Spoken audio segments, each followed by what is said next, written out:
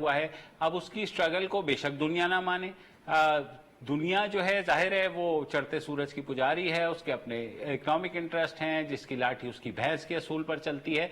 मगर इसका ये मकसद नहीं है कि हम भी जस्ट बिकॉज के दुनिया नहीं मान रही हम कश्मीर कॉज को छोड़ दें, या हम के कश्मीर कॉज को कहेंगे नहीं जनाब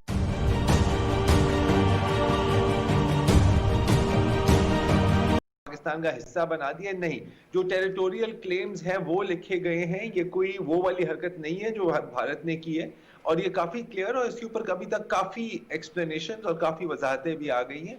जो आप बात कर रहे हैं वो कहीं कुछ हलकों में की जा रही है, और जाहिर है सोशल मीडिया पर बड़ी वायरल है, लेकिन उससे थोड़ा सा आगे भी अगर आप देख लें तो बहुत बेहतर होगा। लेकिन जो आप बात कह रहे हैं ऐसा नहीं हुआ जी। ठीक है। असलम परवेज हैं कराची से। जी असलम साहब। हेलो जी जी सर, मैं मेरा तबका बैठा हुआ है, मुझे सिर्फ सवाल के जवाब चाहिए मोहतरम। एक तो मुझे कोई ऐसा मुल्क बताइए कि जो इस तरह आजाद हम कश्मीर को आजाद करवा रहे हैं, और दूसरा मुझे मेरा सर सवाल है कि ये एक टाइगर फोर्स आई है हमारे से वजूद में। तो सर हम कराची वाले, पहले हम डंडा बरदार फोर्स थी जमीयत की, फिर उसके बाद क्लाशन बरदार फोर्स थी एमटीएम की।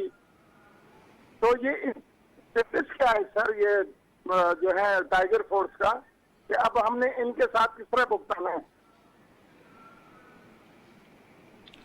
सर किसी तरह नहीं भुगताना, एक वॉलंटरी ऑर्गेनाइजेशन है कम्युनिटी की हेल्प करने के लिए।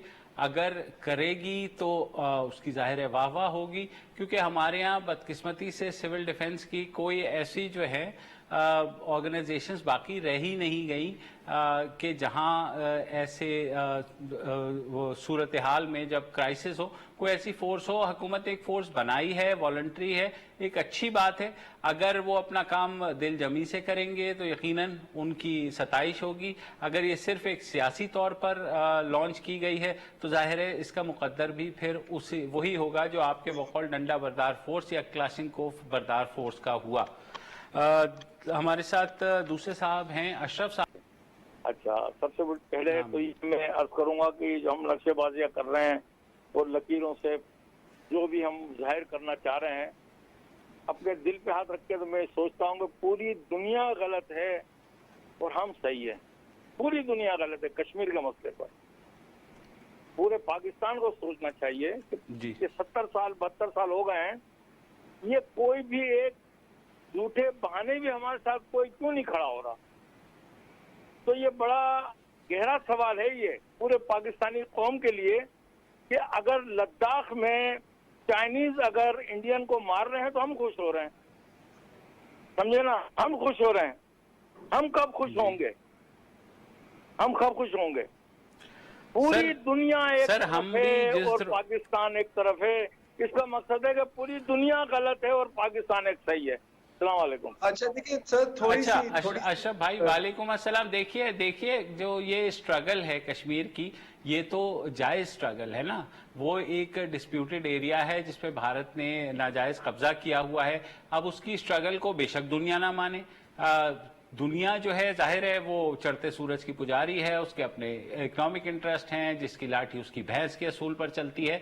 मगर इसका ये मकसद नहीं है कि हम भी जस्ट बिकॉज के दुनिया नहीं मान रही हम कश्मीर कॉज को छोड़ दें, या हम के कश्मीर कॉज को कहेंगे नहीं जनाब क्योंकि दुनिया इसको नहीं मान रही लिहाजा हम भी इसको हाथ धो के और बैठ जाएं। देखिए कश्मीर जाहिर है पहले भी एक कॉलर ने कहा कि जी पाकिस्तान का मसला क्यों है। पाकिस्तान का मसला है क्योंकि कश्मीर उसका हिस्सा था और वो जो है उसको नाजायज तौर पर भारत ने कब्जाया। जी जरा जी देखिए, अच्छा ऐसा भी नहीं है कि आप पाकिस्तान एक तरफ है। बड़ी ड्रामेटिक, हमें बहुत ड्रामेटिक बातें करने का शौक है यार कसम से, जैसे पता नहीं कोई फिल्म देख रहे हैं, कोई फिल्म का डायलॉग दे रहे हैं माजरत के साथ।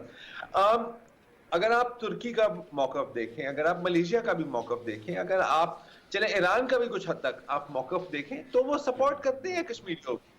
अब क्या इसका मतलब है, जैसे शायद मतलब खालिद साहब चाह रहे थे कि कल तुर्किश आर्मी और मलेशियन आर्मी और ईरानियन आर्मी आकर कश्मीर के लिए जंग लड़ेंगे, हरगिज़ नहीं। तो ये जो ऑल और नथिंग या ब्लैक एंड व्हाइट वाली जो मेंटालिटी है ना यार, मेरे ख्याल इससे भी थोड़ा सा निकलने की जरूरत है। ऐसा भी नहीं होता दुनिया में। आपको पता है कि जब मलेशिया ने सपोर्ट की भी थी और क्रिटिसिज्म की भी थी इंडिया की, तो कुछ इनको इकोनॉमिक पेनल्टी भी देनी पड़ी थी। That also happened. अभी जो हाल में अच्छा जरा जरा तीनों भाइयों को सलाम। सर पहला मेरा क्वेश्चन तो आज है इसके सलाम। फॉरेन पॉलिसी पे। जी इसमें शाह महमूद साहब ने जो बयान दिया, हम अपना अलायंस बनाएंगे, सऊदी अरब की नहीं सुनेंगे या अपना वो करेंगे, क्या ऐसा हो पाएगा? और दूसरी बात, कब तक हम दूसरों के पीछे घूमते रहेंगे, दूसरों के पीछे लगे? खुद फैसले करने की कभी हमें अहलियत होगी? क्यों हम अपने फैज भाई पाँव पे दोनों खड़े आपके होकर- सवाल।